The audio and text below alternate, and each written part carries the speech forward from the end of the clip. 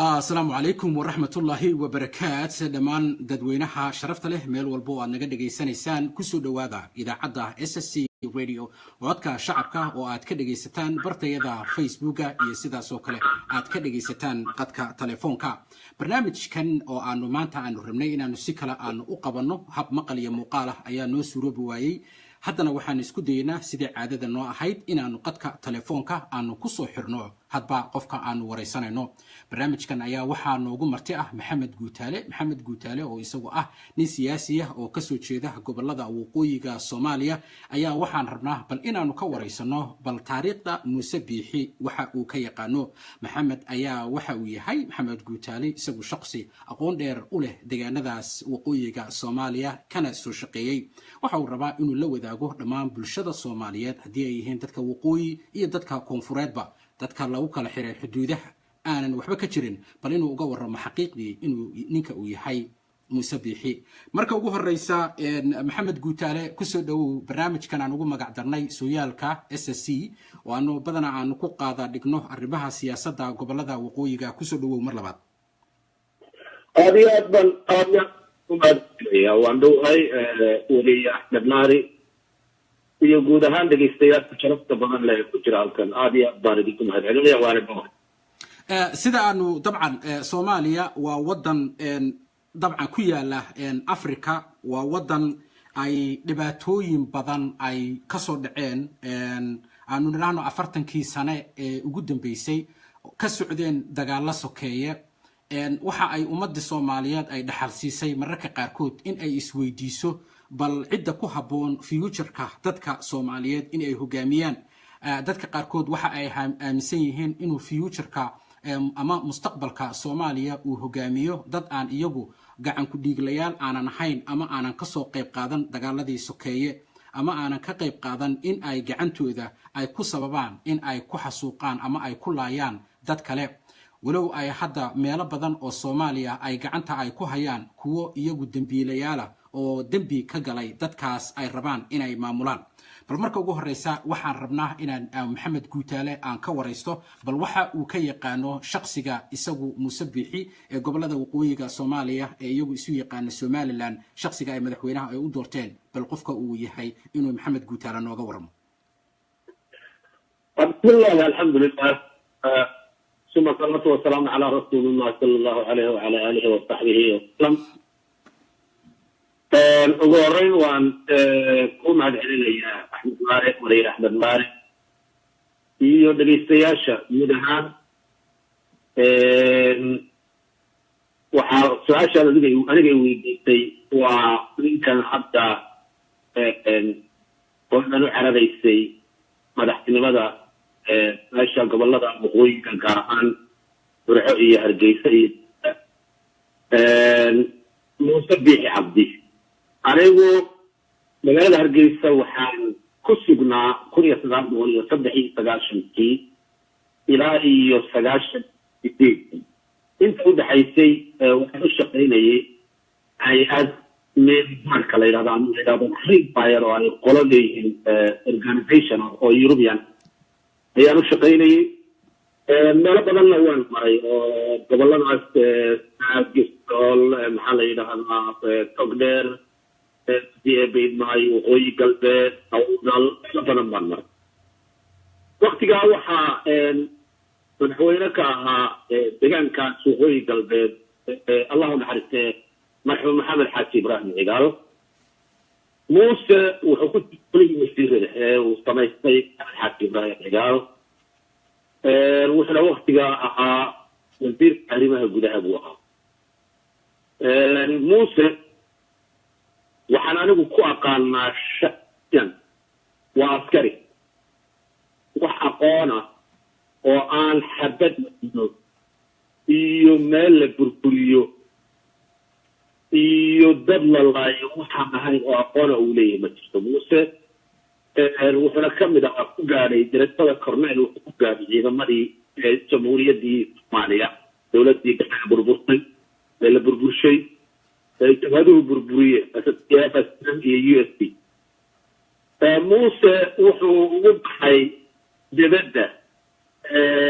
كورناب aqooneed oo weliba waddankan aynu hadda ku sugannahay maraykanka uguma cabsi ayuu ugu soo baxay maraykanka nin baana soo saaray la odhan jiray general dollar la odhan jiray baa soo saaray muuse maraykankuu yimi waktigii jabadii asnan ee aasaasantay dhowr iyo 80 muuse wuxuu noqday raggii xubnaha ka noqday ee ka soo abaabulayay dibadda ilaa markii dambe muuse uu gudaha tegey oo Ethiopia ka digay oo ka qayb noqday dagaalka meelo badan oo magaalada Hargeysa hareeraheeda ciidamo iyo tabalo iyo wuxuu watay maleeshiyaad oo waxyeello dad ku gaaray ama jibgooyooyin uu dilay marka muuse habdhaqanka muuse waa askari maanta gobolada waxay doorteen muuse laakiin maxay ka faa'iidi doonaan muuse ma yaqaano samayn dhaqaale iyo horumarin development aqoon ma laha muuse nabadda sida loo raadiyo aqoon ma laha muuse deganaanshaha iyo bulshada loola hadlo ee loo soo jiito aqoon ma laha muuse waa askari qofka marka uu la hadlayana wax caado ah inuu farkufiid iyo hadal qurux oo askarinimo ah kula hadlo sidii uu amar siinayo askar ayuu dadka shacabka ula hadlo taasina way adag muuse istibdaa dad kale oo gobollada degan in dadka uu ka dhashay dhexdooda uu mideeyo way adkaanaysaa inay sii kala fogaadaan oo ay kala tagaan iyo in dagaal abuurmaan iyo xasarado baa dhici kara iska daa dadka kale ee deegaanada la degan muuse wuxuu u qabaa dhulka waqooyiga in inta ilaahay ka sokay ay gacantiisa ku jirto ragna tala waxba kama siiyo talana waxba ugama ogola waad ogaan doontaan weli golihiisa wasiirada muu magacaabin waxa soo baxa waad ogaan doontaan uu uga macaamilo dadka okay inay cigaal wuxuu ahaa nin siyaasiya wuxuu ahaa nin wax badan og muuse wuxuu ku xidhay inuu arrimaha gudaha u dhiibo markaa ay isku dhaceen dowladdii xaaji ibraahim cigaal iyo qoladii garxajisku markay isku dhaceen oo ciidagalana diiday inay airboodka wareejiyaan qolyihii hawrigi warisa maalinada garxajiskiina ku raaceen ina cigaal wuxuu ku dayey inuu u adeegsado dagaal oo uu airboodka la wareego taas waxay kaliftay in garxajis fidoodaan inay dowladdii maxamed xaaji ibraahim cigaal la dagaalamaan muuse biixi cabdi arrimaha gudaha ayuu ahaa wuxuu qayb ka ahaa bil fara badan oo uu ka geystay magaalada hargeysa xataa anigu sheeka يعني أنا أقول شيء كم مقلي. أوكي محمد أضو كم هاتسن طبعا فلانقين بعد كبح السي حقيقة دي قفك على ذيك عاد كتل معاملة حيد موسى قفك وياهي دتك صومالي ذا مركي حد كور رميان دور وحيالود با وحد كمقلي ساميديها إن لقط المعمه إنه قيب وكقاتي هذين نقطة ومذا دجالكي SNM أي كسو قشي قبل هذا وقوي oo la dagaalamayeen ciidamada wuxuu kamid ahaa ragii waxa taariikhda xustaa ama aad ku aragnaaso meediyaha inuu kamid ahaa hogaamiyaashii waxa kale oo taariikhdu ay sheegtaa in uu kamid ahaa dadkii dagaalada sokeeye ee beesha dhexe naftigeeda qaybta weyn ka qaatay sidoo kale waxa lagu sheegaa in uu ahaa ka mas'uul ahaa dadkii lagu xasuuqay dhinaca Boorame su'aashu waxay tahay ninka caynkaas oo kala see madaxweyne ugu noqon kara adigoo ii kala dhigdhigaya adigoo taariikhdii si fiican u haya adigoo waqooyi ka soo shaqeeyay waxaad xaqiiqdii bal nooga warantaa adoo mid noogu kala dhigaya dagaalada lagu eedeeyo ee Muuse Biixi inuu qayb u ku lahaa adoo noo kala dhigdhigaya Muuse gudaha markii ay soo galay ay sheegtaan ururkii SNM oo moodayn dibadda loo saaray iyaga dibadda SNM gudaha markii ay soo galeen magaalada Qurxo iyo Hargeysa hareeraheeda wuxuu ahaa ninkii inkastoo uu chairman ama leader ahaa Axmed Maxamed Maxamuud Filaanyo ka ahaa ururka haddana haddana muuse wuxuu ahaa ragga howlgelinta u qaabilsan umkeesan oo waxay ahaayeen ragga howlgelinta u qaabilsan rag aad fara badan bay ahaayeen dayid guray baa ku jiray muuse biixi baa ku jiray dhagaweynaa ku jiray ina kahin baa ku jiray way fara badnaayeen aad iyo aad bay u fara badnaayeen libaaxa ku jiray ciida allaalaa ku jiray dambana burca lagu dilay libaaxadii sacuuda labadaba burxay ku dileen waxaa dilay laayay nin ay yidhaahdo ina kahin baa laayay oo markiiba garanaysaa ina cigaal maamul ay ka hor yimaadeen qolada garxabto magaalada burca dhexdeeda lagu dilay ninkii loola jiray libaaxa oo reer sanaagna iyo sacuudi allaale sidoo kale oo isna reer togdheer ah meeshaas lagu dilay marka muuse uu hormuud ka ahaa kow xasuuqii magaalada hargeysa hareeraheeda loogu geystay dadkii qaxootiga ahaa كبيرة شناد كلمة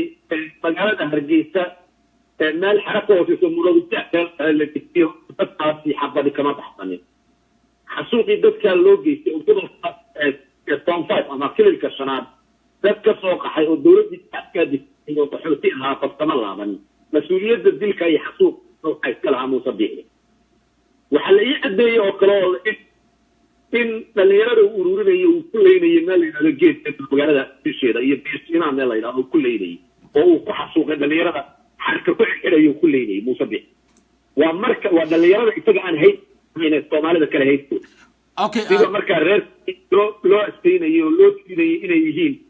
dadkii maxamed siyaad bere ka soo jeedi okay guutaale xoogaa codkuna waa kaa yar gogo'aya insha allah biidmillahi kariim waxaan rabnaa in dhinaca codkana inaan hagaajino laakiin haddaan dib kuugu celiyo waxaad tiri wuxuu mas-uul ka yahay dad qaxooti ahaa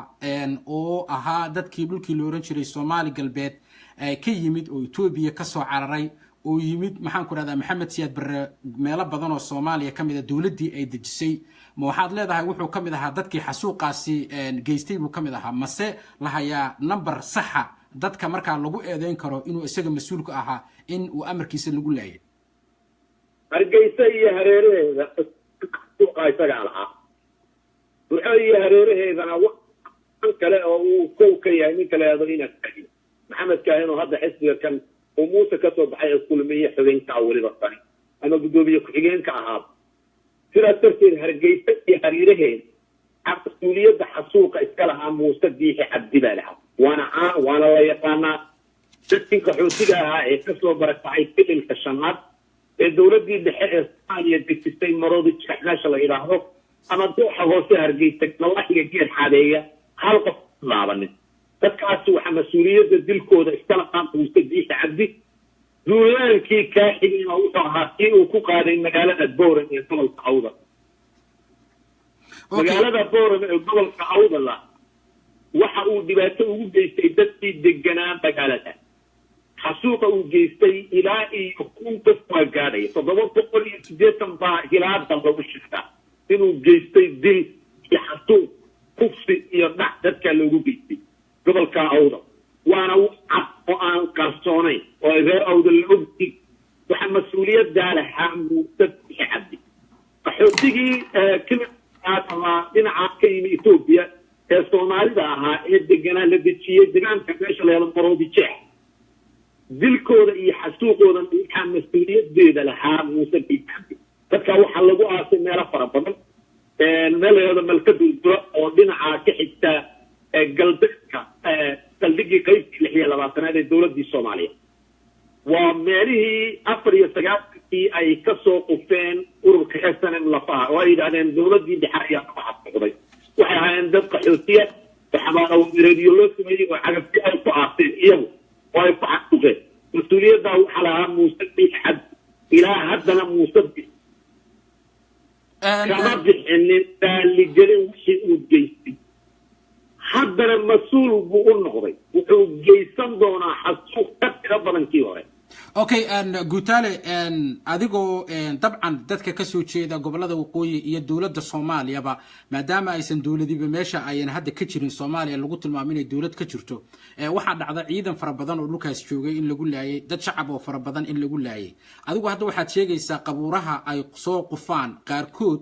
oo ay ku tilmaamaan dadkaasi inay yihiin dadkii dowladdu ay xasuuqday waxaad leedahay dadkaasi qaarkood waxay ahaayeen dad shacab ah ama dad qaxooti ah oo Soomaaliyeed oo SNMtu ay xasuuqday way ahaayeen waxa jirtay dhawaan magaalada la yiraahdo Berbera in la soo faagay qabuurihii marka qaar baa dadku waxay yiraahdeen waxay ahaayeen faqashtii marka waxaad leedahay dadka mararka qaarkood ay ku sheegaan inay ahaayeen dadkii ay dawladdu ay laysay waxaad leedahay waxay ahaayeen dad ay SNMtu laysay axmedow dadkii qaxootiga ahaa aamaroodija gobolka waqooyiga gaar ahaan magaalada caasimada labaad Hargeysa aan qof kama laabanin sidaad u ogtahay ma garanayaan magaalo waxay xaafad jigjiga yar xaafad la yiraahdo baa jirto oo magaalada Hargeysa ku taalo jigjiga yar waxaa sameeyay oo asaasay ka soo gakacay kalis yacabtahay Mangisto Haile Mariam oo dadka degan kililka shanaad hal qof kama laabanin sabta taas waxaa lagu xasuuqay magaalada Hargeysa iyo hareerihi mas-uuliyadaasna waxaa istahaa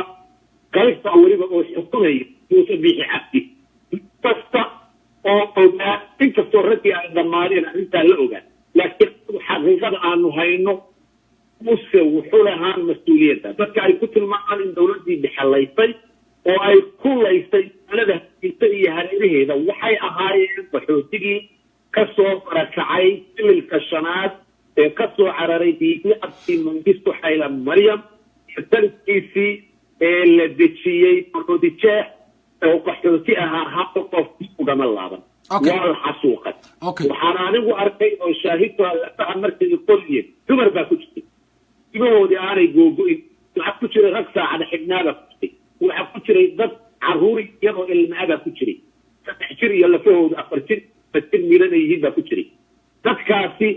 waxay ahaayeen dadkii qaxootiga ahaa ee deganaa magaalada Hargeysa oo aan cidi dib uga laabanin waxaana mas'uuliyadda iska lahaa Muuse Biixi Cabdi ayaa lahaa okay waa hagaag dabcan dad badan oo siyaasiyiinta ka soo jeeda gobolada dhinaca Boorame ama Awdal aad bay u hadalhayeen muddo badan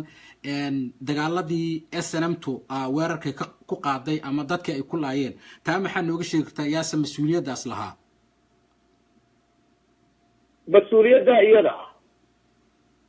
مسؤولية إياها أكثر مركي أي سقيبيان قبل كان هذا أي تجيه بربرة أرجيتا هي بطة وحيقر شيئا لم يقيمه وحيقر شيئا إن لجود قبل كعود القيد يقر شيئا قريبته قبل كعود إن يكدوا لان لوقر شيئا وحيقها وأها كان يتبيه عبدي عود اللوال وقا وحي حي كلام ما انترير أوصل ما أيسن إلا وندي ما سدي سليمات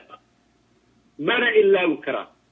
إلى سديت بقول استقال بقول أوقف قادة أيها اللي قد لهم كان هذا تورمي تعبا كدعي كفصي با كدعي رج جبته دي هبله يهوي كود لغوه كفصي أيها ولي النور غير أولا أو وليبا قربها أو قبها وليبا إلى الله حيث آدوي الأرض أيها ما كده ودعوي قيب طلبات SNM وحقامنا إن أنت لا يلاهد محمد ووليبا بياشا هبرتا وحق قرشيين إن أي الدكتور الدولان إلا إيوت سنات كونفير أكبري أي لورينها رنتاسو ويكو أكاتي محمد كاهن إيو جروب كي SNM تاها دوني إني كسو الدولان قبل كسول اللورينها تبطوها غير طول سنة يعني وين مدى إسرائيل وين إسرائيل بعد أسرع وحي استستينين السورة قليلين إن أي دقاء الفقلاء وحي خسارة بدن مدح قليل دونا بدل كذا وحي كتك إن أي قاب سياسة أي لوريغان دوكا مدكة ساقو قالته ما أنت رجعت أيكو أيام وإلى لوريغان قاب تستبه لوريغان قاب لوريغان والله صحتا ما أنت الله تعاون يتمنى مقامته وقعت أسرع من كتب تواد أبتعي بوهو لإيري ما أنت ديرتر وهريريين ودقال الله والله صحتا تناك وفرات إنه بدن لبوي وضد طويل اللي قال هو نفس حتى أرنت أرنت قصور مع لكن وقت جاء يدها طوبي مارج مش حاطه ويتمن كذي أسكن كيفي بريقة واحد يارسين يقولون كسباد واحد زيدي لمن خبرك على أو أي نمو قصي إنه ينصور جلها إن أنت ينصور يستناك كونفرات يستناك دجال وقاضو أو حنا لقى مفايدي عن كراس عين يهلاك وقع وأي ضبه بيسمى ماشي أشجوه وهنكمل يسن taasbalkeedu waxay qabteen in si tartiiba dadkaasi loo adeegsado dhaqaale looguna sameeyo hubkan in la burburiyo dhaqaalahooda iyo horumarkooda in ay SNM ama ay meesha dhexe dhisato ciidamo iyaga u gaara oo ay yihiin waana ku hadda u dhisan in ay ka ilaaliyaan oo la aqaaso dowlad la yidhaahdo Somaliland oo kasoo akimi SNM ka asaasantay calankana iyagu ay leeyihiin iyagu ay leeyihiin inay samaysteen inay beelaha kale ku qasbaan oo ku fargareeyaan in lala qaato in beelaha kale aan iyaga ahayn laga ilaaliyo xilalka sare dadka in iyo cabsigelin iyo dhibaato lagu sameeyo waa hadda ka taagan gobolka Sool iyo hareerihiisa iyo deegaanada Sool Sanaag iyo Cayn ka taagan handadaad badan hadaad fara badan rajalaad fara badan xarig fara badan dadka lagu sameeyo waa qorshihi ay dejiyaan si saddexaad aan gobol iyo koob iyo 90 qorshihi la dejiyay ee ay saxaan golaha amniga ee SNM oo ay ugu horeeyeen aan ilaada nimankii loo dhigay xalada dhigoweyne iyo xalad xabuud fiiraaniyo وسبيح أبدي تعود اللالة لباح اللابو إلى التاريخ رجع بالطرقان أو ناري يضوء إلى لواسنا أو قريه أمنية ولما قرها الحياة قريه أمنية أحسن أي صحيح أنا ما أعرف أما بيش يصدق حاجة فريق طبعا كذي كوبي يستقعد أن قولك الصوية لما قال أوكي أنا محمد أنا قلت له ورقدة هذه جو الرميس طبعا ورقدة ضدكو أي سوشيال ميديا أيامها نسلو ذاقين مدهور مهرنا عن كواركي ويب سايت هذا تاسو تلماميسي قوليه SNM كشري سيدا هذا كدواتين سيد مقالة برعو سياسة دودي كو آدنيد قبل هذا برقة أقارهان سولي السناقي لنا عين هساها ديب هدان كو عليو طبعا وحاتري مسبيحي ومسؤول كي هاي وweeraradii lagu soo qaaday magaalooyinkii markaa waqooyi dadkii lagu laayay waxaad ku eedeysay oo aad tiri wuxuu qayb ka ahaa ama hogaamiye ka ahaa dadkii ka yimid markaa dhulkii Soomaali galbeed la oran jiray ee qaxootiga ahaa ee la keenay maxaan ku raada gobollo badan oo Soomaalida kamid ah maadaama uu Itoobiya iyo Soomaaliya dagaal dhaxeeyay waxaad ku eedeysay inuu asaga mas'uul ka ahaa waxaad ku eedeysay oo kale sideeda ama taariikhdeeda aan nooga warrantay inuu mas'uul ka ahaa weerarkii SNM ay ku qaaday gobolka dhinaca Awdal iyo magaalada Boorame waxaad rabaa inaan ku weydiiyo dhinaca beesha naftigeeda dagaaladoodii waxaa lagu tilmaamaa inuu Muuse Biixi uu qayb weyn uu ku lahaa balse intaan su'aasha aan u gudbin hadaan dib kugu celiyo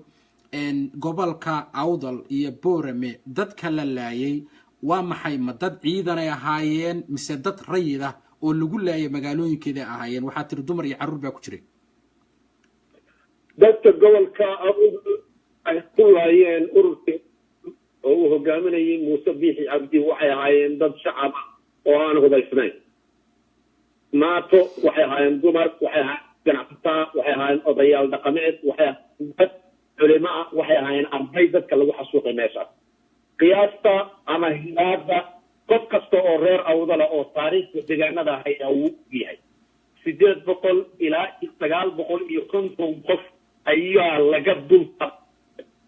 gaadiidkii rayid ahaa ee dadkaasi haysteenna waa la soo urursaday oo SNM way jartay qoryeena wixii hanti taalay deegaanada ama ha noqdaan bakhaarada ama ha noqdaan weydarte abdahana way ku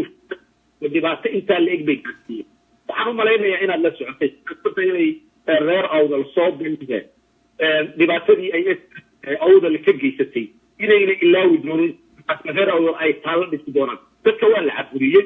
waana loo diiday ay dhisaan taalo ay xasuustaan wixii ay SNM u geysatay taasna bedelkeeda reer Awdal ma ay ilaawi wali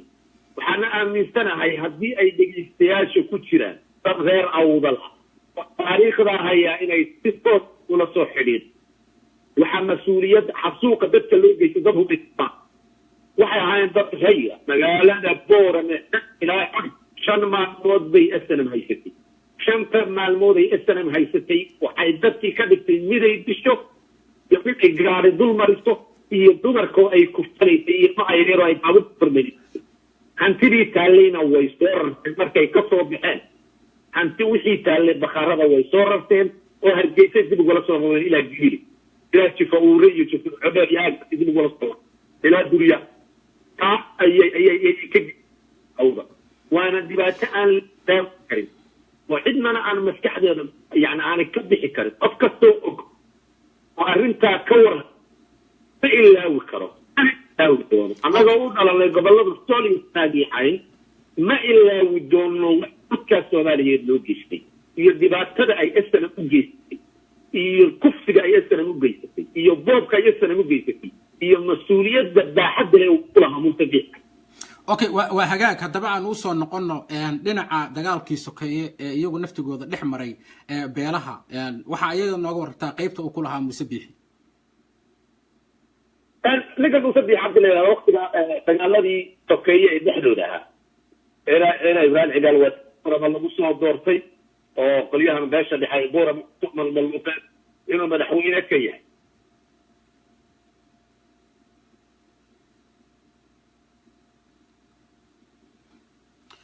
وحاجاك إن شاء الله قد تلفونك ونجا جاي وحير نور على النقطة دب أيان وقول لنا هدي إلى هاي إدمه. No routes found. إن شاء الله أنت ودبنا وقصوا علين دونا هدي إلى هاي إدمه مركا ورئيسي كان لماذا وحرنا سيدا سوكله قد تلفونك إن أنا أفرنا لما دتك شعل إن أي برنامج كان أي كديبتان يجا نفتي جوده فكر كوده بس هدي إلى هاي إدمه waxaan jecelnahay bal marka hore Maxamed Guutaale in aanu ka wareysano Maxamed Guutaale dabcan waa nin joogay gobolada waqooyiga Soomaaliya aqoon badan u leh xaqiiqdiina waxa jirta Soomaaliya in ay meelo badan hadda ay madax ka yihiin dad iyagu marka gacan ku dhiglayaal oo mas'uul ka ahaa inay laayaan ummadaha ku dhaqana gobolada hadii ay tahay koonfurta iyo hadii ay tahay waqooyiga Soomaaliya نصاعة برنامج كان وحاوي إن أنا بالتاريخ أنا كأجنه إن محمد نيكلا يراد مسبيحي كسر دو إن مرة بعد إن عدك إسكحر عدك كوفران إسكحر إن كسر نوع برنامج وما تبدأ يا أحمد هذه أضمن قوة العامية وأن قد كان نرجع يبغى ملايين مركا أنا شاء الله تبركا وقت كيسوكية ugu dambeeyay ka dhacay magaalada Hargeysa arrinta waxay ka bilaabantay waxay ka bilaabantay wareejinta airport-ka magaalada Hargeysa oo markaa beesha ciidamada ay gacanta ku haysay anigu waxaan rabaa inaan dadka u waadixiyo oo si xaadabka ugu sheego anigu duubay inaan waadixiyo baan rabaa oo si dadka si cad ugu sheego arrintan ka bilaabantay waxay ahayd airport-ka magaalada Hargeysa ama garoonka Hargeysa oo hadda Cigaal International ay u bixiyeen in ay gacanta ku haysay beesha ciidamada oo kamid ah beelaha magaalada Hargeysa degan beesha ciidamada wuxuu in Cigaal ku yiri soo wareejiyo airport-ka si maamulku u isticmaalo beesha ciidamada way diideen ka haysan jiray ciidankii joogay meeshaasi nin la oran jiray James uu dhintay waxaana lagu dilay meesha la yiraahdo geed xaday baa lagu dilay isagoo yaro isbaar u taalo wadadan berbera Hargeysa u dhaxaysa ayaa halkaa lagu dilay ciidamo ku dilay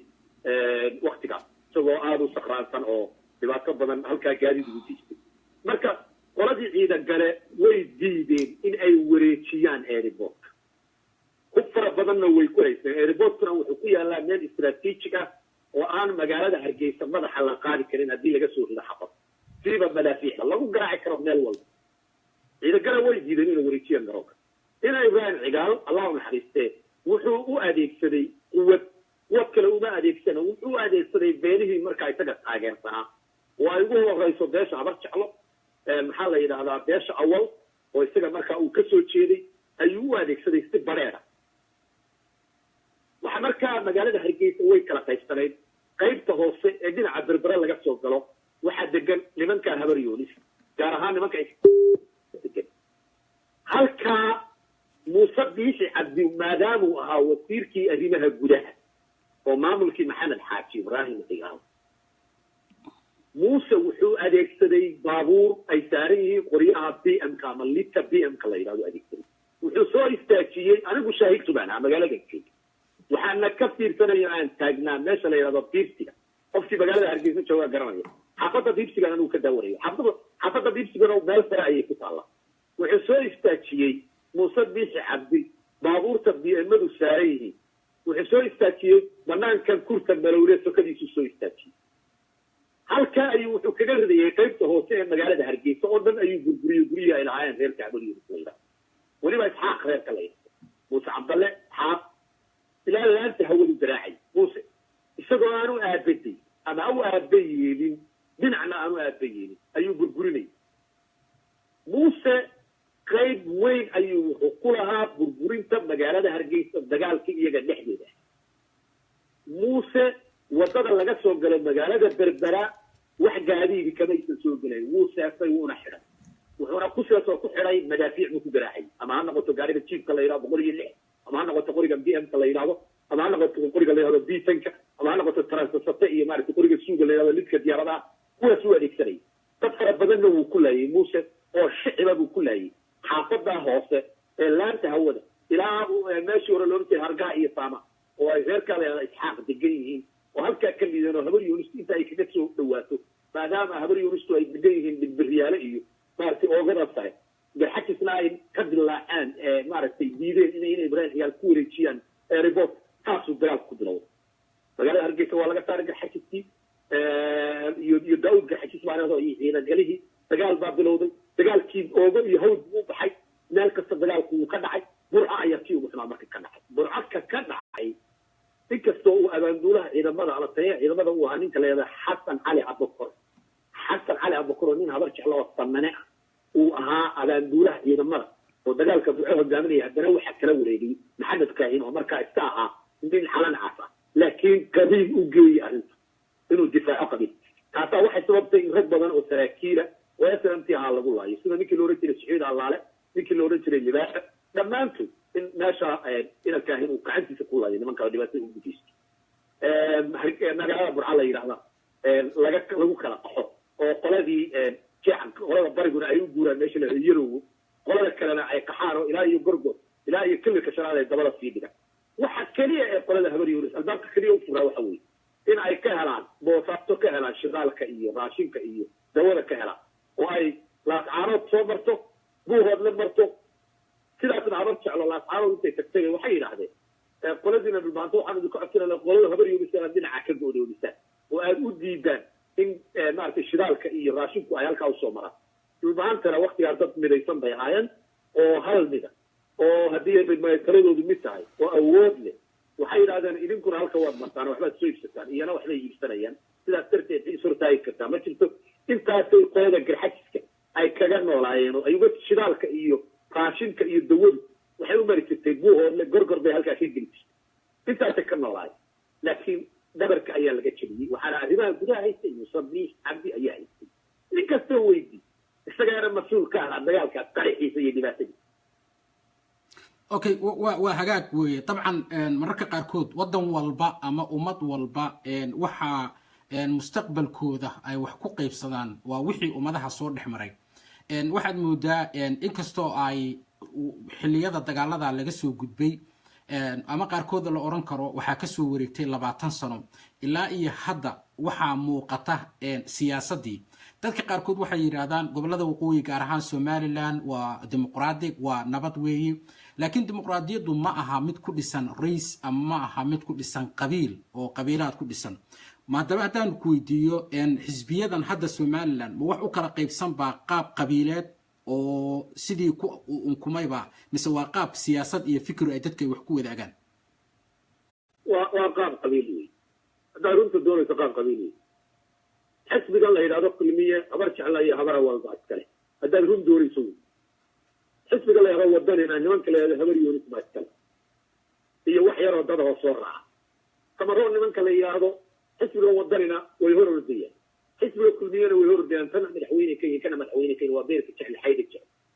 laakiin labada xisbi aan iska dhigo u cid isaga aan banaanka iska dhigo faysal cali waraabaa loo nacay isaga u oo ciidagala way u naceen faysal cali waraabe kamana tago meel kuma gaadho laakiin xisbiga wadani waa nimanka la yidhaahdo garxasis majority garxasis ayaa iskale xisbiga la yidhaahdo kulmiyana waxaa iskale habar awal oo tee habar awal oo sacad muuse iyo ciise muuse leh iyo habar jeclo oo aan u kala hadin ama ha noqoto muuse abukar ama maxamed abukar noqoto marka waa qabiil dimuqraadiyadda lagu sheegayaana waa been hadday dimuqraadiyadi jirto oo dimuqraadiyaddu ay dhab ka tahay ma dadka xabaaraha kulmiye u codayn lahaa dad 3 sano 4 sano ka hor dhintay ayaa u codeeyey muuse biix oo magacyadooda lasoo saaro la keen saxaafadana way sheegay labo ma ilmaha yarabay saddex jirka ala shacbiga ogol yahay inuu codeeya wax qarsoon ilaa ma ahayn social media la soo dhigay dimuqraadiyad maaha waa qabiil laakiin waa cawsle la muuseeyey cawsle la muuseeyey weeye dimuqraadiyad wax la yidhahda meesha ma jirto qabiil weeye waa qabiilo waxa uu lagu dhex qarinayaa haddaan maaragtay isku darka abar jecliya awal baa lagu qarinaya meesha lagu qarinaya ama garxajis baa lagu qarinaya wadanina waa garxajis kulmigana waxa weeyaan waa awal iyo abar jeclo wey sidaasay u kala qaybsayin waana waxaan adduunkuna waa ogyahay cid kastoo soomaaliyana way ogtahay waana qabiil qorshahooduna waa qabiil waxay ku dhamaysteenna waa qabiil meella kuma gaarayaan qabiil ciidamadoodu waa qabiil qabiil way ciidamadoodu okay maxamed guutaale waxaa jiray hadal uu yiri marka laga guuleystay guddoomiyihii ama aan iraahday musharaxii xisbiga wadani waxaa jiray hadal uu yiri oo markaa aad moodaa inuu waxyaalaha aad hadda ka hadlaysid qaarkood inuu qalbadda uu ku hayo kaasoo ka mid ahaa hankayga siyaasadeed loo layn maayo dadkayga somaliland ciidankeedu ma ciidan qabiilaysanba mise waa ciidan ay somaliland wada leeyihiin waa maxay sababta uu madaxweynaha musharaxii madaxweynaha xisbiga wadani ciro uu u yiri dadkayga loo layn maayo hankayga siyaasadeed ma wuxuu u baqayay hadday dadkiisu kacaan ama dadkiisu ay ka gadoodaan in la laayo ciro xaqiiqaduu sheegay horta ciro waa nin diblomaasi ah wuxuuna wax ku soo bartay cashuurtii dalkii soomaaliya iyo ummadda soomaaliyeed cashuurteeda wax kusoo bartay markii ugu dambaysana ciro wuxuu ahaa ambasadoorkii finland u fadhiyay dowladdii dhexe ee soomaaliya waa diblomaasi weligii qori kor umuu qaadin waa nin shacab ah laakiin siyaasi ah oo wax bartay ciro uma tanaasulin kulmiye ciro uma tanaasulin muuse biixi ciro wuxuu u baqay oo uu u tanaasulay dadka isagu uu ka dhashay uu u baqay u tanaasulay sababtoo ah dadku isagu ka dhashay muddadii ay jirtay somaliland nabarjabka keliya ee haystay wuxuu ahaa in aanay meel gaadhin ganacsigiina laga curyaamiyey xilalkii sarena laga curyaamiyey oo loo diido laga ilaaliyey taasaa kaliftay in uu ciro ku dhawaaqo inuu u tanaasulay dadkiisa ee aanu u tanaasulin muuse iyo kulmiye midna aanu tanaasulin waayo ciidanka meesha u joogaa waa ciidan beele marka ay timaado caadifad ka koraysa beesha isla ciidankoodu waa midaysan yahay oo hanaan snm buu ku dagaalama laakiin marka ay arrinta gudaha usoo noqoto ciidankoodu waa kala qaybsan yahay baabuurtu way kala saaran yihiin habar yoris gaarba u saaran tahay habar jeclo gaar bay baabuurta u saaran markay doonaan bay isdilaan hadda inta laisku sheegaya labcadii hareerahayda joogaan iyaga ayaa markay doonaan isdilaan markay doonaana way kala baxaan markay doonaana way isu yimaadaan markay doonaana way isku yidaan laakiin waxay ka midaysan yihiin oo aanay dadka kale ka midaysnayn in weerar lagu qaado wixii aan dadkooda ahayn laakiin dhexdooda ismana aaminaan ismana aaminsana waana maleeshiyada maaha aan military iyo ciidan maaragtay qaba discipline oo ka soo baxay akademiyo okay waa hagaag haddaba waxaan rabaa inaan su-aal aan ku weydiiyo dabcan hadda markaad eegtid koonfurta soomaaliya oo kale ama soomaaliya oo idil badideed waxaa qabsaday oo madax ka noqday maan iraahdo marka maxaan ku rahdaa qaar ka mid ah gobolada ama qaar ka mid ahaa waxaa qabsaday niman iyagu markaasi hogaamiyeyaal u wada ahaa jabhadaha kadibna laakiin qaarkood markii dambe waxaa qabsaday ama aanu hadda tusaale ahaan farmaajo oo kale isagu ma ahayn dadkii nidaamka jabhadaha oo kale soo maray waxa uu ahaa dabcan nin wax soo bartay qurbaha ka yimid nidaam doorasho galay kuna guuleystay marka su-aashaan raba inaan ku weydiiyo waxa weeye maadaama ummad la rabo in la mideeyo hadda mararka qaarkood dadka ama facebooka halkan markaad fiiri sidoo kale ama sideedaba aad dood la gashay dadka reer waqooyiga ama dadka somaliland ama dadka beesha dhexe marka ay la hadlayaan dadka kasoo jeeda awdal oo kale ama gobolada sool waxay yidhaahdaan aynu midowno aynu dowlad samaysano aynu maxaan ku irahdaa aynu ka talino nabadda laakiin sidee looga talin karaa mustaqbal ummadeed haddii dadkuba kii dembiga geystay oo mas-uulka ka ahaa ama dagaalkii jabadeedka hogaamiyaha ka ahaa ama lagu eedeynayay inuu isagu gacantiisa ku galay dembiyo see marka u suuroobaysaa marka mujtamac ma garanaysaa ma kula tahay inay mujtamacu raalli ku noqon karaan inuu ninka noocaas oo kala inuu waddanka madaxweyne uga ahaado maya kuma noqon karaan mujtamacu waa laba qaybood dhalinyarada maanta soo kacday ee dhalatay burburkii waxaan u malaynayaa inay dhowr iyo 20 sannadood jiraan waa mujtamaca dhalinyarada ugu faraha badan oo iyagu aan marnaba dowladnimo arag waxaa laga yaabaa ninka dhiigyacabka ee hadalka xun inay u arkaan inuu yahay nin wanaagsan laakiin mujtamaca intii kusoo barbaartay ama kusoo kortay maamul wanaag iyo dowlad iyo hanaan qarannimo kusoo kortay waxaan oo kale uma dulqaadan karaan mana arki karaan runta marka la doonayo soomaaliya waxay sal ka dhigan kartaa maadaama soomaaliya ay ka mid tahay xubinna ka tahay maxkamadda dembiyada dagaalka soomaaliya waxay sal ka dhigan kartaa in qof kasta wixii dembi ahaa uu ka galay bulshada ama ummadda soomaaliyeed raas casayr ilaa raas kambooni in dembigiisii lagu qaado oo la qabto ayay soomaaliya ku degi kartaa laakiin inta ay calanwalaynayaan kuwii dhiigga faraha ku lahaa oo weliba la majeeranayo oo weliba shacabka loo tumayo kuwii dhiigga faraha ku lahaa waayo wax kasoo qaadaa muqdisho hadalka sare waxaa ka buuxa kuwii ummadda soomaaliyeed halaajiyeen laayay baa ka buuxa hoobiyaha la dhaxay ayaa ka buuxa qalqablayaashii baa ka buuxa aqalka sare baarlamaankay ku jiraan gaandheeriyadii baa baarlamaanka ku jira sideeday marka u degi kartaa soomaaliya haddii aan dadka noocaasa laga qabanin oo aan farax maxkamadda dembiyada dagaalka ah loo furin iyo xabsiyo loo diyaarinin soomaaliya ma degi karto mana degayso waxayna kusii dhacaysaa goddhe labo soomaaliya waxaa waktigan xaadirka ah hordooday dad yaqaana ama bartay sida danaha gaar ahaaneed loo fuliyo oo aan aqoonin danta guud ee bulsho sida wax looga qabto tusaale ahaan nimankii berigii dhaweyto maamul goboleedyada ahaa ee imaaraadka ahayd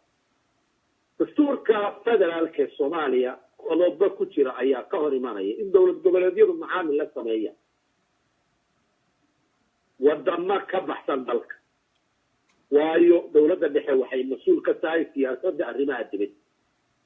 military lacagta iyo difaaca intaba dastuurka qeexay laakiin kuwii aqoonta u lahaa ee aqoonta lahaa oo cabdiweli cali gaas ugu horeeya ayaa hor ordayo marna etoobiya tegayeen marna imaaraadka tegay dadka noocaasi dalka intay horboodayaan oo ay ku jiraan oo ay ummadda ka soo hor muuqdaan soomaaliya lugiya laan isu keeni mayso wayna sii kala fogaanay waxaan anigu aaminsana diba haddaan ugu noqdo gobollada waqooyi dib ugu noqdo ninkaa hadda ay doorteena la yidhaahdo muuse biix inuu wax sii kala kaxeeyo mooyaane lagama yaabo muuse inuu wax isu keeno dhibaatana maanta ayay kow u tahay gobollada waqooyi waxaana kula talin lahaa oo aan odhan lahaa dadka aan ahayn beesha dhexe ee gobollada waqooyi degan bal inay iyagu midoobaan oo ay arrintaa u midoobaan si shartiisa ay difaac uga galaan ninkaa okay waa hagaag adigu taladaada waxaad ku soo koobtay in dadka degan ee waqooyiga ay u midoobaan ayna ka gaashaantaan ninkaas iyo sharkiisa waxaa jira anigoo marka halkaa ka qabanaya dhowaan markii ayan bilaaban ama intay socotay doorashada hadal uu yiri ama markii uu guuleystay hadal uu yiri waxaa ka mid ahaa hadallada uu yiri for example mar uu la hadlayay maamulka Puntland oo isku haystaan goboladan sida ay labadooduba sheegaan waxaa jira hadal uu yiri magaalada Garowe ayaa waxay geli doontaa muran dabcan asagana muranka geliyay laascaanood sidoo kale wuxuu yiri Muuse Biixi hadal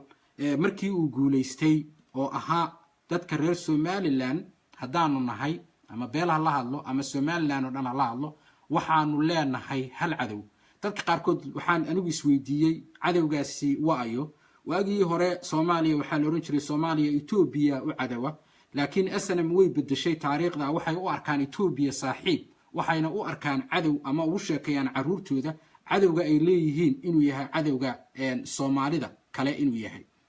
oo ama aanan qabiilka aanan ahayn inta kale cadawgeeda yihiin muxuu marka adiguna waxaa tiri inay ka gaashaantaan sharta uu soo wada Muuse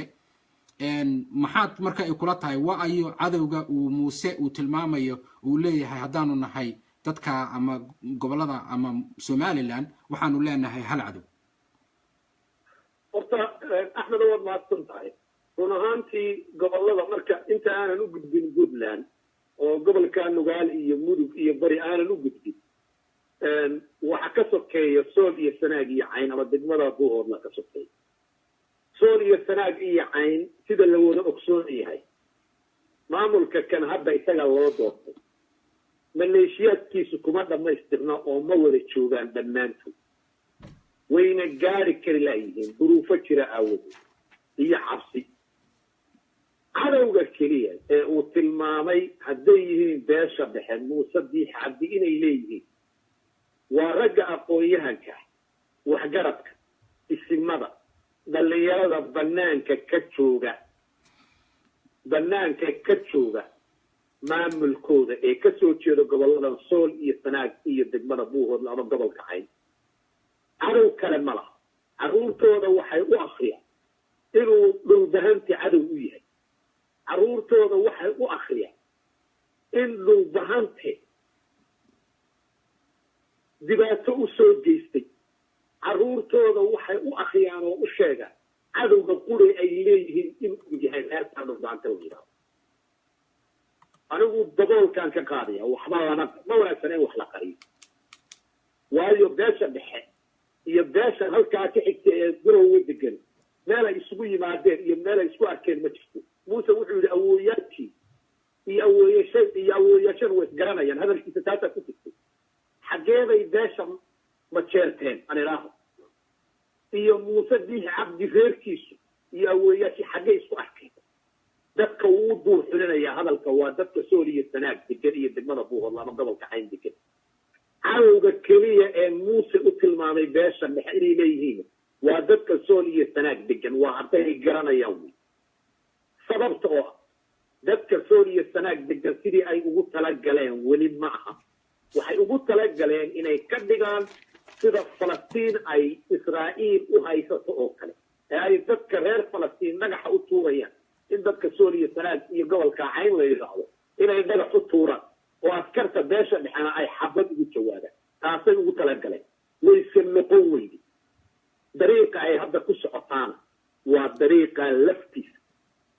dariiqa ay ku socotay ay ku taagan tahayna waa dariiqa laftiisa laascaano dadkii joogay ee dhallinyarada ah ganacsatada ah culimaa udiinka ah odayaasha ah waxgaradka ah haweenka ah sidii mandheero loogu sii waday oo xabsi loogu riday oo loo ciqaabay waxay noqdeen inay calanka kulmiye iyo calanka wadani la ordaan bay gaadheen waa dad la bahdilay oo dhibaato loo geystay dadkii aqoonta u ahaana bannaankay ka joogaan oo bannaankay ciyaarta ka daawanaya maanta ilmaha jooga laascaanood manhajka iskuulka ama waxbarashada ay ku bartaan waa manhajkii asana waxaa laga guuray manhajkii rasmiga ahay ummadda soomaaliyeed lahayd ee daraawiisheed baa laga guuray manhajkii asana 1983 ilaa 1990 taariikha oo asana maxamed cali harag waafi haddii ay bayd maayo dadka noocaasa baa la baraa asnam siday u baxday iyo asnam siday u soo gashay dalka iyo asnam siday ula wareegtay iyo asnam waxay damacsan tahay iyo calankeeda iyo heesaheeda ayaa la baraa carruur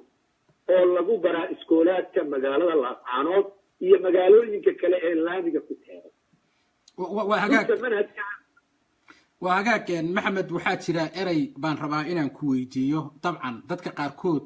ay aada u isticmaalaan gaar ahaan dadka somaliland iyagoo ula jeeda ha noqoto dadka soomaaliyeed ee kale hadalkaasina waxa weeye hadalka ama ereyga la yidhaahdo faqash muuse biixi waxa uu ahaa sarkaal ka tirsanaa ciidamadii dowladda soomaaliya waxaana anigu aan maqlay inuuba xataa ka mid ahaa duuliyayaashii qaar ka mida bayloodka ka ahaa diyaaradihii duqayn jiray etoobiya walow aanan hubin arrintaas dabcan faqashtana waxaa la yidhaahdaa waxa weeye qof walba oo u ahaa ciidan ama dowladdii maxamed siyaad barre laakiin waxaad moodaa dadkaasi inay u isticmaalaan qof walbo ama koonfurha ka soo jeedo ama qabaa'ilaadka kale oo ka soo jeeda soomaalida inay u isticmaalaan ereyga faqash waa maxay macnaha ereyga faqash uu leeyahay ahna waxyaalaha aan anigu qiyaasayo oo kala kaxaynaya dadka gobolada waqooyi inay xataa isula yeeshaan wax sababtoo tahay mar dhoweyd waxaa la sheekaysanayay dhalinyaro ku sugan magaalada laascaanood waxyaalaha aan aad ii sheegeen waxaa ka mid ah waxay ku leeyihiin markaad bas ka raacdid laascaanood ama burco u socotid ama aad hargeysa bas ka raacdid intaaba dadka waxay hadal hayaan faqash ama ayadoo dee dadku ma garanayaan waxaad maqlaysaa bay ku leeyihiin dadkii yosi bareera dadkii loo caayayo ama erayo qabiilka xaggiisa lagu tilmaamayo oo la caayayo bal waxaad ii sharaxdaa yaa miyuusan muuse biixi isagu naftigiisa aan la oran karin uu faqash buu ahaa maadaama uu ka mid ahaa ciidamadii dowladdii maxamed siyaad barre markii hore أحمد كلمة الفقش وحلولة شيء موسى فقش معه موسى بيش اللي هو كمديه فقش ترى قبيل بهذول شيء وأنا قبيل كدارات كفقش طلويق أنا هذا هم دوني فيا أنا أبو قرين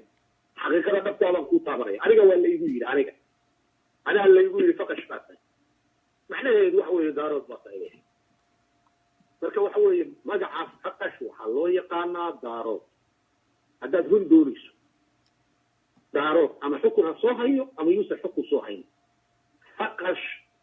ذاش النحو حيوتقانا دارو أنت اللي سوبي حبتي لكن موسى ما أنت دحدو ذا يسوبه من اللي ترجي صوماليا كملها موسى دحدو ذا ما أنت مجاهد مكيه وايو تب عن وحدة جلسنا ومساكينة أيو قحسوقي هرجيسة هريري هذا هي الدولة دي تاسو كم مجاهدوا بي وهي كلام ما يرمتل وبيوتهم سبوا كوكوليستي marka waxa waa mujaahid muuse laakiin kelmadda faqsh beesha dhexe waxay u taqaanaa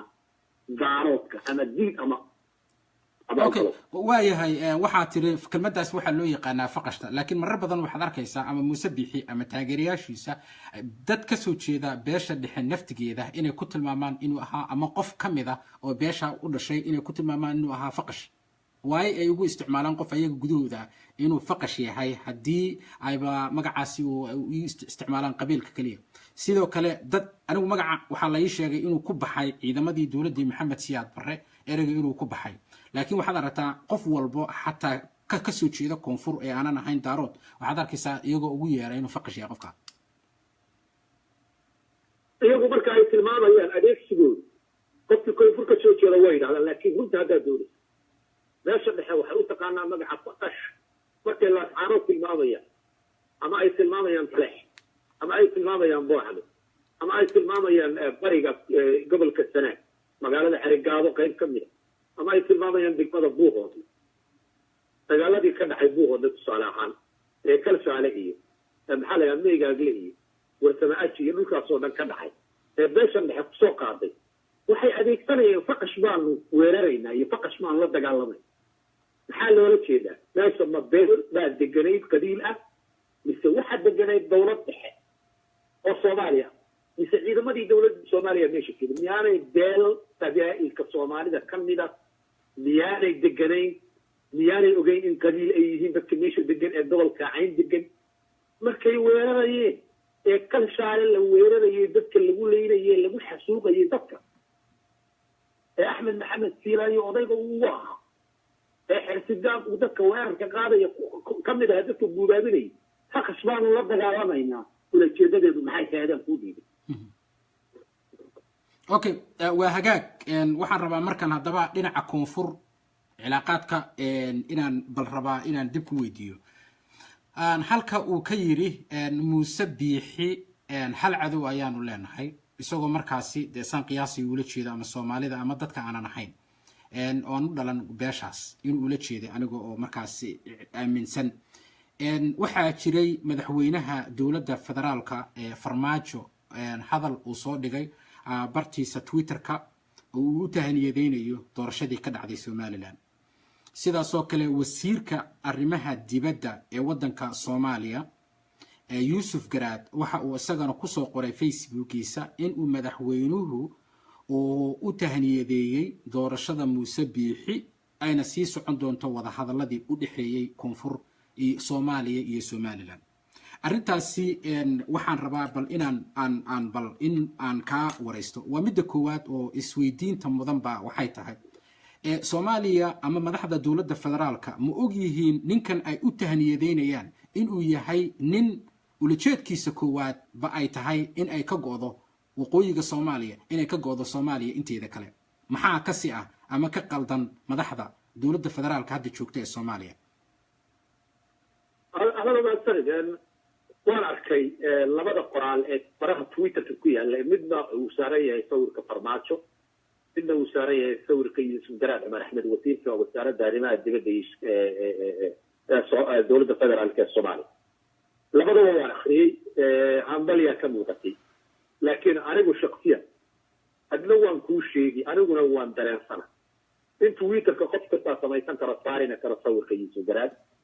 in Twitter-ka qof kasta samaysan karo saarina kara sawirka farmaajo magaca farmaajo ku isticmaali karo maadaama social media aanu ahayn meel kantaroolan oo aan la kantarooli karin qofka sawirkiisa iyo magaciisa waxna laga bedeli karo anigu ma aaminsani waana aaminayaa mana aaminsani ma aaminsaniyo in farmaajo hambaliya kula soo guuray Muuse Biixi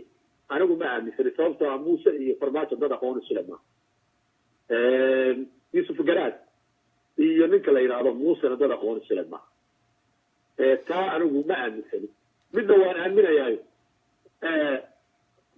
دولتي كوريسي فرماتشو حتى الشيخ محمد يدعو مقالة الله سبحانه ماليشيات كابداشة تنبحي أي كل لينا يامدد سيدي الله وعلن كي بلوغا هاي الصومالية وطا ay rasaas la dhacayaan oo ay baabuur ku baxsanayaan dad calankii buluuga ah wata ay xasan sheekh maxamuud oo madaxweynaha dowladda federaalka markaa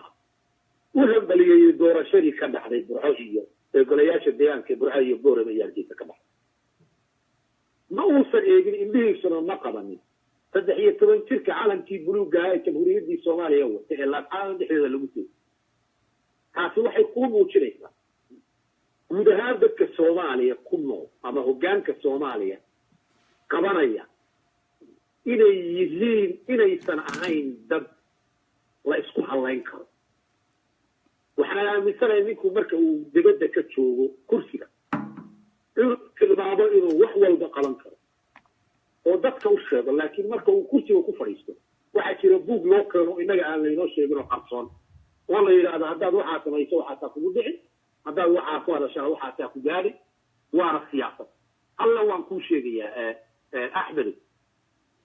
أما هل لغة الدورة بحق الصومالي أما هل لغة مامل كبدلة أما هل لغة مامل كالصومالية وهذا من كاس مصدي إلا إلى الله باش عن حق الصبح وعد السياسة يكمل يسير سياسة يكمل يسير وعدادينك يدباقين تقبل الله الصول يصنعت يحين تكفنات ويكمل يسير كاسنا واحد سببه نقالير وأي كقاتل وسارد الرماء جدا قيد أفريقيا الدولة البريطية واختر صونا معها ووحد وانا وحنا جوجوبيو اللي جوجوبيستو كوحان كل شيء أنا منع أمني قرأ الكاتب فرماتشو وكي يوسف قرأت إنه يري أنا هذا الكاتب ما أمني لكن وانا أحكي قرأ الله لو واحد بلياني موسى بيحي أيضا وين ولا هذا الذي ولا في وضعي طبعا موسى وضع هذا وضعي مين لما تيجي وضع هذا موسى وكي وضع هذا الله لما ترتين لها قد ما كسي طول لها وضع هذا الله رئيس السود وإن شاء الله تصون عليه وين موسى وانا حد يتعب هذا وايحي طبعا يوسف جراد وسيرك arrimaha dibadda طبعا فيسبوك dib waa u eegi karnaa sidoo kalena page-ka maxaan ku raada Twitter-ka ee madaxweynaha dowladda federaalka isaga naftigiisa dib baan u eegi karnaa kulli labadaba ama waa igu jiraan labadana waxaan filayaa inaan ku arkay oo aan screen capture aan uga soo qaaday oo aan ugu bartayda Facebook-ga aan soo dhigay su'aal baan rabaa inaan ku weydiiyo wada hadallada waxa lagu tilmaamo ee u dhaxeeya Soomaaliya iyo Somaliland hase ahaatee laakiin waxaa jirta arrin aan mar dhaweyd aan halkan ku qortay oo ah mar walba dadka Somaliland waxay ku tilmaamaan Soomaaliya inteeda kale in ay tahay meel ay ka jirto dagaal uu ka jiro for example ma ay ka jiraan dhibaatooyin laakiin gobolada waqooyi gaar ahaan gobolada Sool iyo Sanaag somaliland naftigeeda ayagaa dagaal ku soo qaaday oo weerar ku ah dhinaca puntland ayagaa al-shabaabka la oran karaa qayb ku leh buuraha galgala dhinaca xamar marar badan waxaa cad ama la jira in dad ka mid ah al-shabaabka oo qaraxyada ka geysta in ay cilaaqaad toosa ay la leeyihiin somaliland su-aasha aan raba inaan ku weydiiyaba waxay tahay ma tahay siyaasadda ama istaraatijiga somaliland in ay colaad ku furto dhammaan deegaanada soomaaliya hadday noqoto xamar hadday noqoto dhinaca puntland ee buuraha galgala hadday noqoto goboladan sool iyo sanaag inay ku furaan colaado iyagana ay caalamka isu tusaan inay nabadgelyo ay yihiin sidaa la-adigeed ay ictiraaf ku raadiyaan maxaase jira oo aad adigu intaad ogtahay dabcan nin siyaasiyaa tahay nin taariikhda ururiyaa tahay caddayn intee la ega ayaa lagu hayaa qaraxyada gaar ahaan ka dhaca magaalada muqdisho inay somaliland qayb ay ku leedahay waa horta waxaan u kala qaadaya 3 qaybood baan u kala qaadaya dhibaatada koonfurta ku habsatay oo ah ururka kan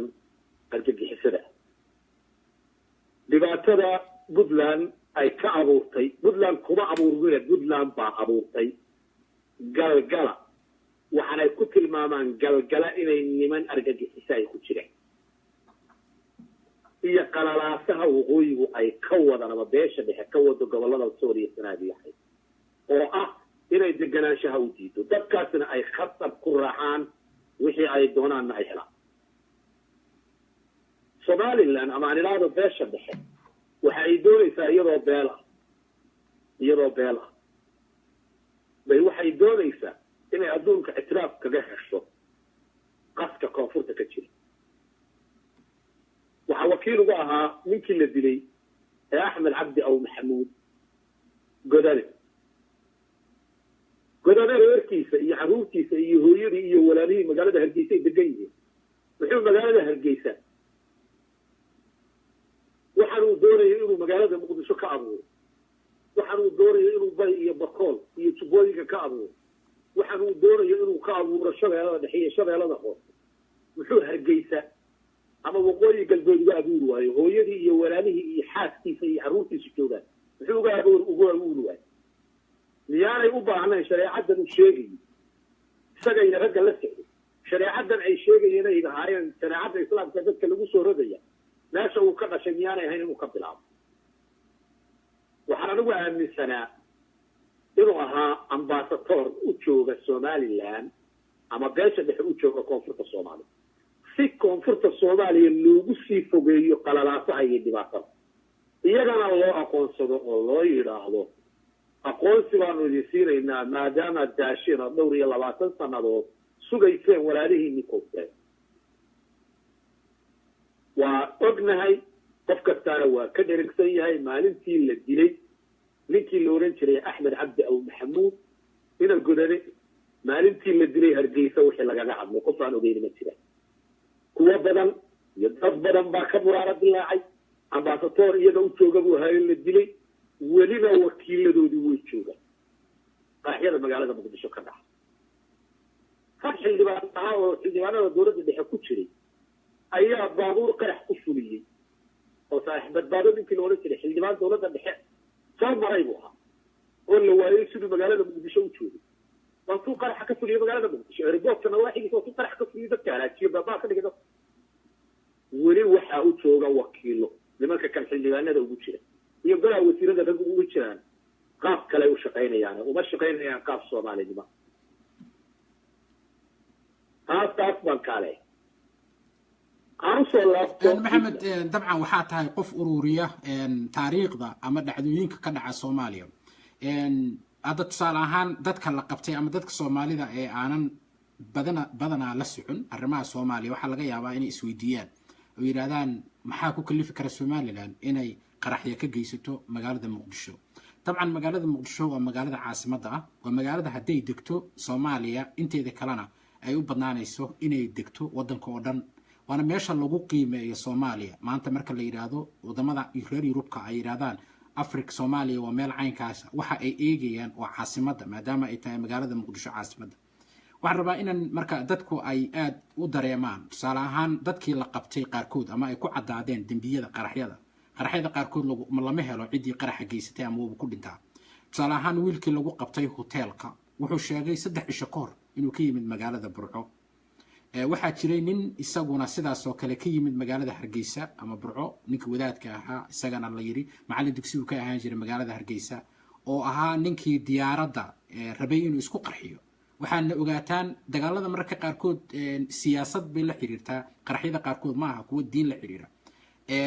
waataad ogeydeen inay isku haysteen Soomaaliya iyo Somaliland xukunka ama gacan ku haynta arrimaha hawada Soomaaliya sidaana loo beegsaday diyaaradaha iyo inuu Turki iyo wadamadii kale oo dhan inay bilaabeen inay u furaan maxaan ku yiraahdaa inay xamar ay international ka tagaan ninkaasina waa tii la sheegay hogaamiyihii waadiga xustay waxa la ii sheegay UNDP-da marka la qarxinayay magaalada Muqdisho ninka ka soo jeeday gobolada waqooyi buu ahaaba lagu yiri ninkii qarxiyay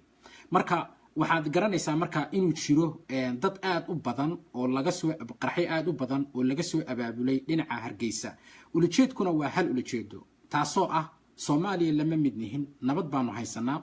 dimuqraadiyaanu nahay Soomaaliyana inteeda kale waxa ka jirta colaad bamkiina ayagiiba ma garanaysaa ku cad yahay in qaraxyada ka socdo koonfur iyo colaadaha ka jiro oo dhan in ay soo abaabuleen marka Saada Cali sidaas oo kale dilkeedii waxa lagu tilmaamaa inay ka dambeysay Somaliland oo loo qabsaday dadka ka soo jeeda waqooyi marka Maxamed haddaan dib kuugu celiyo su'aasha isweydiinta mudan baa waxay tahay dawladda federaalka waxaad moodaa maanta waxaan daawanayay rag ka tirsan dawladda federaalka oo baarlamaanka ka tirsan oo aqalka baarlamaanka meel aan ku qiyaasay soo hor istaagay ragaasi dabcan xil bay ka hayaan dawladda laakiin waxa laga yaabaa aqalkii baarlamaanka kama hadlin arintii ama gudoomiyihii baarlamaanka ma hadlin laakiin xubno baarlamaan ka tirsan baa u tahniyadeeyay waa dawladdu marka ay siyaasadeeda ay uga foojignaaweysay ama ay uga saarweysay oo oran weyday Somaliland macnaheedu faragelintan ama qaybta aad ku leedahay waa in aad joojisaa waay ay dawladda federaalku ayaan awood u lahayn ama xataa ay ku fahanto ama ay wax ku qabato dhibaatooyinkan siyaasadeed ee qaraxyada ay ka jira Soomaaliya koonfurteeda ama magaalada Muqdisho waxaan waa inaan soo ururiyo su-aashaada jawaabteeda inaan soo ururiyaa rabaaxtiro waxaana ku koobayaa 3 qodob baan rabaa inaan ku koobo qodobka koobaad waxa weeye raggana tilmaantay baarlamaanka dhexdiisa ka tahniyadeynayay doorashada ka dhacday meesha waxaan kuu sheegayaa 275 mudane ee la sheegay baarlamaanka qabiilka ku yimaaday maaha dad elected ama one man one vote ku yimid dad aqoon lehna maaha waxaan umalaynaya inaan mar dhexe kuu sheegay inay ahaayeen gaandheeriyaal iyo tuugo la soo ururiyey oo shilimo lagu soo saaray waana dad loogu talagalay in ay wax qasaan mooyaane aanay waxba dhisin labo aqoontu way ka maqan tahay oo mudanaha baarlamaanka ahi waa kii garta proceedingka wax la yidhaahdo ama ajandayaasha sida loo dhigo waa kii garta mudanayaasha kuwa lagu tilmaamayo ee 275 ee aqalka baarlamaanka fadhiya maxamed sheekh Cusmaan Jawaari joogaha u yahay malaha dhisme aqooneed oo ay ku gudan karaan xilka ay hayaan sidaa darteed qaarkood isubaga oga inuu mudane xildhibaan yahay oo uu metelo dal iyo dad inuu metelo oo loogu talagalay waxa uu meesha u fadhiyo ama kursiga ugu fadhiyo inuu wakiil ka yahay degaan iska dhan oo la rabo deegaanka inuu dibkiisa iyo deebtiisa labadaba soo gudbiyo waxa uu deegaankaasi u baahan yahay inuu soo saaro tusaale ahaan 8 xildhibaan ayaa Soomaaliya sanaag iyo cayn uga yimaada uga mid ah 275 waxay ku qaataan $3,000 oo mushahar wax kale oo ay meesha u joogaan ma jirto cid ay matalaan ma jirto haddii la weydiiyo qofku cid uu matalaan ma jirto naftiisa xataa ma matalo baarlamaan ama xildhibaan waxaa qaar baan shahaado dugsi sare haysan qofku muxuu gartaa qofku xilka uu hayo waxa uu yahay waxaa ka horeysa qofku aqoon ma u leeyahay waxa uu yahay ama meesha uu joogo waxa ay tahay labo baarlamaanku wuxuu leeyahay xeer hoosaad guud xeer hoosaadka baarlamaanka maba akhriya sababtoo ah waa qaybo badan ba ku jiro laa yaqra walaa yaktuba waxna aan akhriyin waxna qori karo ma jirto cid samaysta ama u samaysta awareness ama aan idhaahdo siminaaro egtiisa ma jirto oo u tilmaanta shaqada laga rabo mudanaha baarlamaanka iyo waxa ka reeba iyada oo guddoonkii baarlamaanku fadhiya golaha baarlamaanka waxaa ka reeban cid isku tilmaantay soomaaliya inteeda kale inay ka gooday cidda ay dooratay u soo baxday inay u hambaliyeeyaan way ka reebanta mudanahaasna waxaa muhiima in xasaanada dib loogala noqdo oo lana xisaabtamo guddiyaasha anshaxa ee golaha baarlamaanku inay dib u fiiriyaan arrintaas waa shay muhiima siyaasiyan magaalada muqdisho aan usoo laabto waa muraayadii soomaaliya waa caasimadii soomaaliya laakiin waxaa caqabad ku ah dadka magaalada muqdisho degani isweydiintu waxay tahay ma rabaan in ay muqdisho noqoto caasimad oo soomaali ay midayso hooyo u noqoto ma doonayaan mise ma doonayaan su-aasha isweydiinta mudane waa taas maxaa muqdisho ku nool marka baa loo baahaya muqdisho waxaa ku nool laba dabaqadood dad masaakiin oo ay DBs ku jira iyo dad xaaraan ku naaxay oo dekada muqdisho waxay rabaan ka soo dejista suuqa bakaarahana geeyay 21 tusaale ahaan 21 jir 21 milyan haysta oo dollar ma suuro galaysaa in dowladda cashuur weydiiso ma fayaqaana cashuurku waxay tahay inay ku waajibtay samoogiya labo shirkadaha communication ama isgaarsiinta ee lacagta dhowr iyo 20 sannadood dalku burbursanaa lacagta ka sameeyay sida nationlink maxaa la yidhahdaa telecom maxaa la yidhahdaa goris waxaan oo dhan dhowr iyo 20 sano 30 sano ee dalku burbursanaa lacag bay ka sameeyay ma ogola in dowladi ka dhalato awood leh dalka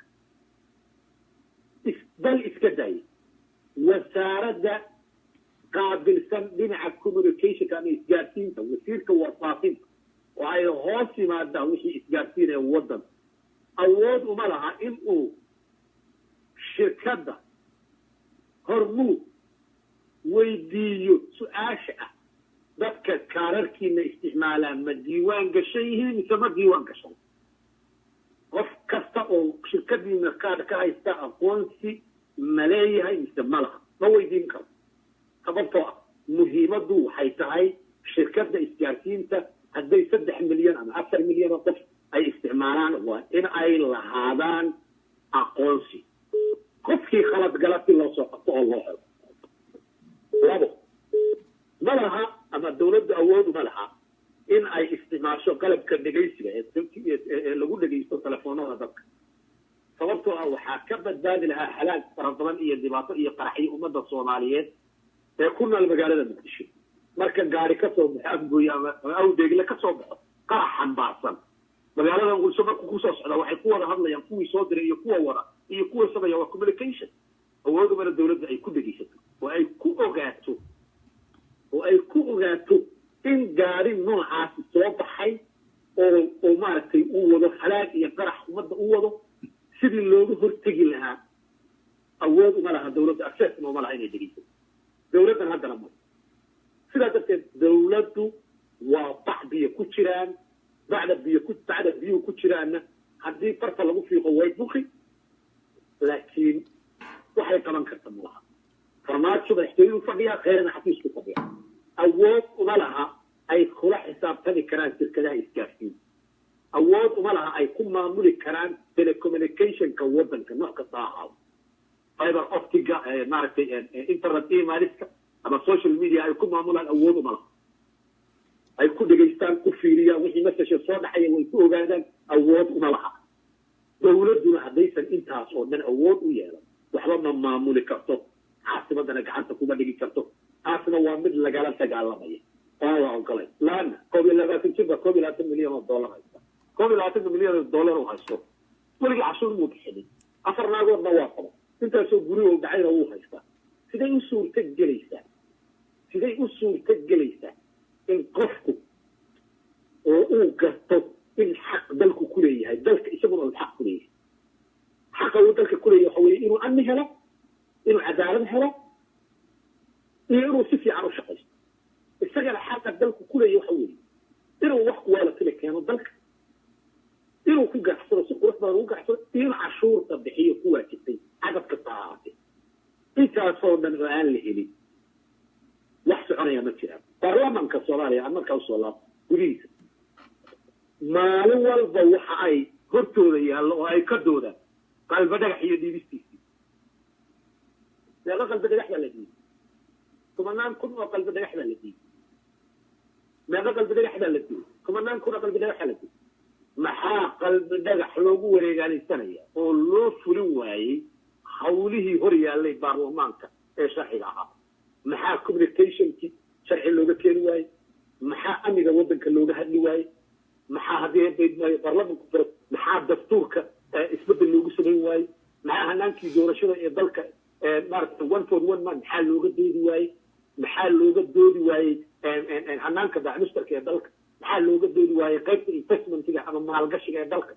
maxaa looga doodi waayey laamaha horumarinta ee dalka maxaa looga doodi waayey horumarinta beeraha maxaa looga doodi waayey xuduudeynta gobolada iyo maaragtay fiirinta gobolada dib eegis maxaa looga doodi waayey ka diyaargarowga aafooyinka sida natural disaster oo kale maaragtay masiibooyinka maaragtay dabiiciga sida maaragtay roobabka oo kale ama daadadka oo kale abaaraha oo kale maxaa looga doodi waayey qalbi dhagax baa lagu wareegaalistay oo maalinna lagu lumiyey iyo wiigagna lagu lumiyey waqti maalin kastana sidaasaa waqti loogu lumiyaa dadka meesha jooga waa dadka noocaasa oo aan aqoon u lahayn waxa ay hayaan iyo waxa ay yihiin iyo waxay ku magacaaban yihiin midna aan hayn dadka Soomaaliyeed inay dadka noocaas hor joogaan meel ma gaaraya اوكي طبعا محمد طبعا نين سياسي تاعي نين aqoon-yahan tahay nin arrimaha ururiya tahay ama wadanka xaaladda uu ku jirana hadda waa la socotaa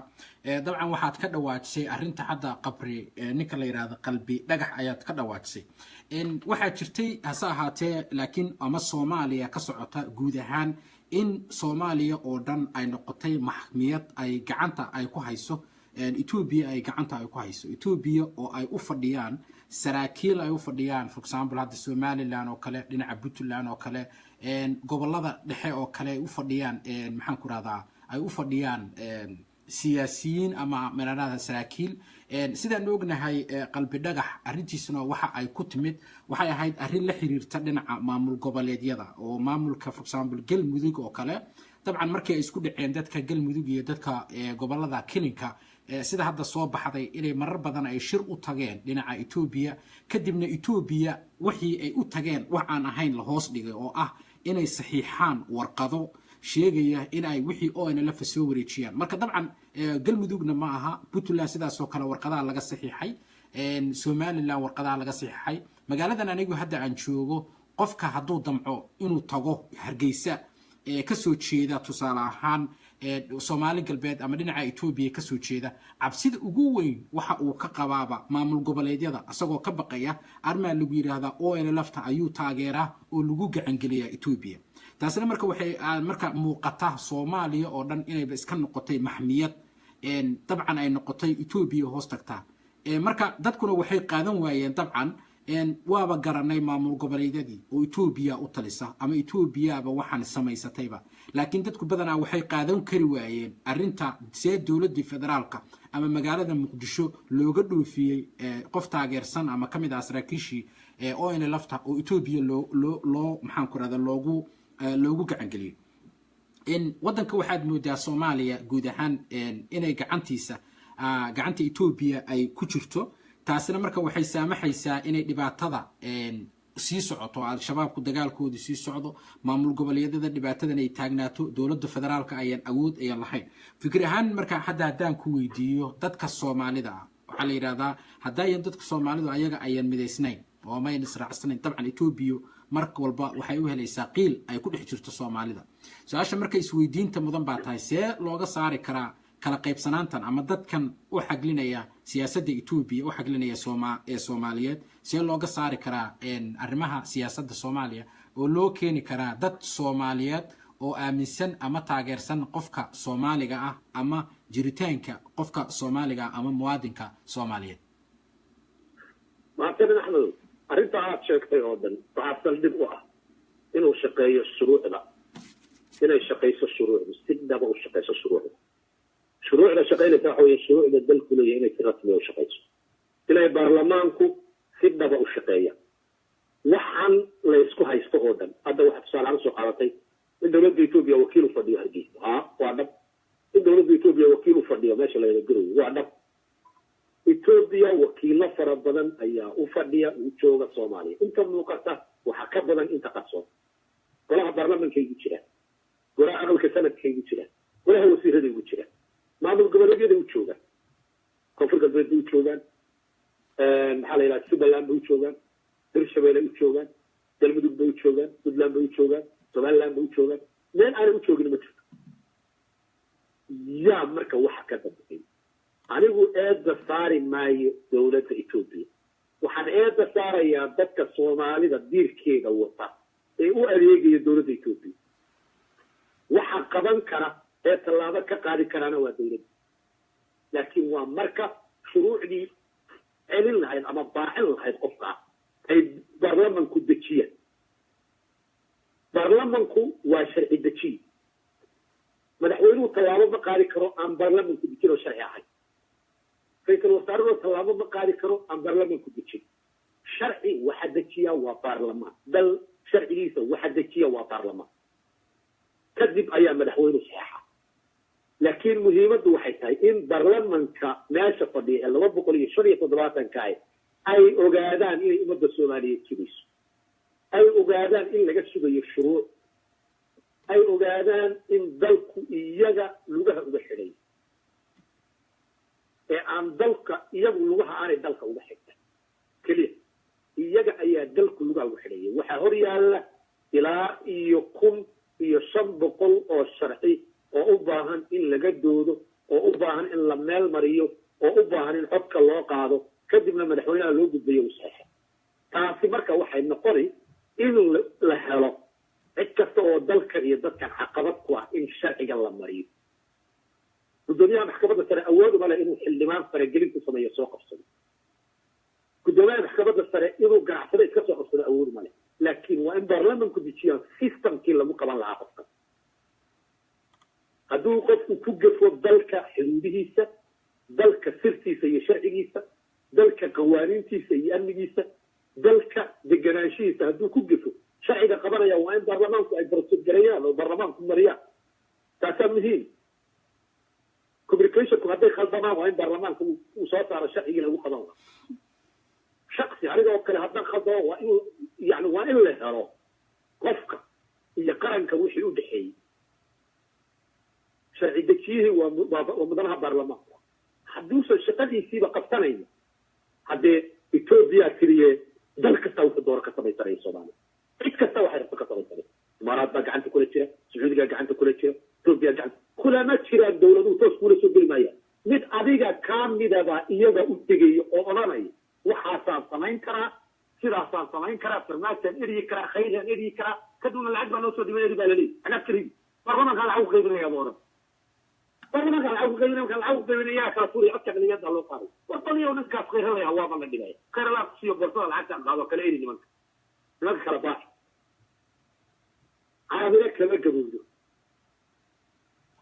carabina kama gabowdo waa wax siyaasadda hadda ku cusub etoobiyana hadda weligeed bayba barnaamijkan ku jirtay etoobiya qof allaale qofkii soomaaliya u dabraya raalligay ka tahay waana soo dhaweyna rag badan oo anigu aqaano oo hebelna madaxtooyada dhex fadhiya ayaa nairobi ka dhiga markay isaa uga dilaan safaaradda etoobiya rigoodka u geeya maamul goboleedyada rag ka mida oo madax ka ah shir kasta oo madaxtooyada gudaheeda lagu galo markuu dhammaado way duulaan etoobiya warbixinta u geeya ee lagu wada hadlo dadka noocaasi intay dadka hor joogaan dadka noocaasi dadka intay u talinayaan ay u sheeganayaan siyaasad iyo aqoon u sheeganayaan tallaabo ma rogi karaan meel lama gaari karaan okay waa hagaag barnaamijkaas martida noogu ahaa siyaasi aqoon-yahan maxamed guutaale oo isagu ku sugan hadda waddankan maraykanka oo aanu ka wareysanaynay arrimaha waqooyiga soomaaliya iyo arrimaha dowladda federaalka haddii ilaahay idmo waxaanu kusoo gabagabeynaynaa intaas haddii ilaahay idmo waxaanu isku dayi doonaa maadaama maanta oo kale ay fasax tahay waddankan maraykanka oo ayan shaqooyin jirin in aanu sidaasoo kale aanu qadka telefoonka aanu u furno barnaamijkan kadib dadka ku xiran dhegaysta idaacadda SSC radio codka shacabka bal annagoo doodana meesheeda kasii wadi doono haddii ilaahay idmo aad iyo aad waxaan uga mahadcelinayaa siyaasi maxamed guutaale oo isagu barnaamijkan nagula jiray ilaa iyo muddo haddaan qiyaasay 1 saac ka badan haddii ilaahay idmana mar walba aanu jecelnahay in aanu ku marti qaadno barnaamijyadayada haddii ilaahay idmo maxamed aad iyo aad ayaan kaaga mahadcelinayaa barnaamijkan aad maanta nagala qayb qaadatay adaa mudan xawri axmed aad iyo aad baan kuu mahadinaya adiga iyo dhegeystayaasha aad iyo aad baad u mahadsan tahay intaanu ku kulmi doono barnaamijka ku xigo soo wacaha haddii ilaahay idmo waa anigoo axmed laariya waxaan idinkaga tegayaa asalaamu calaykum waraxmatullaahi wabarakaatu